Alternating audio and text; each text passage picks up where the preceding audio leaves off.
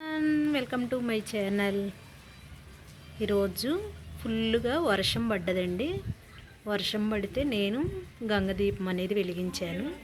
So ఇలాగ వెలిగించుకుంటే నీళ్ళు ఇంట్లో వాడకానికి అలాంటి లోటు ఉండదని ఇలాగ అంటూ ఉంటారండి. నేను ఎప్పుడు వర్షం పడినా కుదిరితే నేను ఇలాగ గంగదీపం అనేది వెలిగిస్తాను నీటిలో.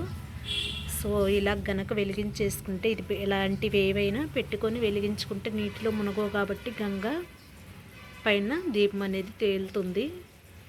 సో నేను ఇలాగనేది వర్షం పడినప్పుడు ఇలాగ గంగదీపం అనేది పెడుతూ ఉంటానండి. కార్తీక మాసంలో కూడా రోజు గంగదీపం వెలిగిస్తాను కదా, ఇలాగ వర్షం పడినప్పుడు కూడా కుదిరితే గంగదీపం అనేది వెలిగిస్తానండి. సో గంగదీపం కూడా ఇలాగ బియ్యం పిండి కానీ గోధుమ పిండి కానీ పెట్టి వెలిగించుకోవాలి.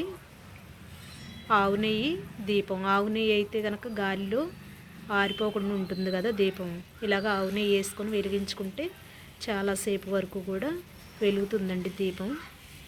ఇలాగ నేను ఈరోజు బాగా వర్షం అన్నమాట, ఎండాకాలంలో వర్షం, ఏప్రిల్ నెల కదా, ఈరోజు చాలా పెద్ద వర్షం పడ్డదండి. ఇలాగ గంగదీపం అనేది వెలిగించాను నేను.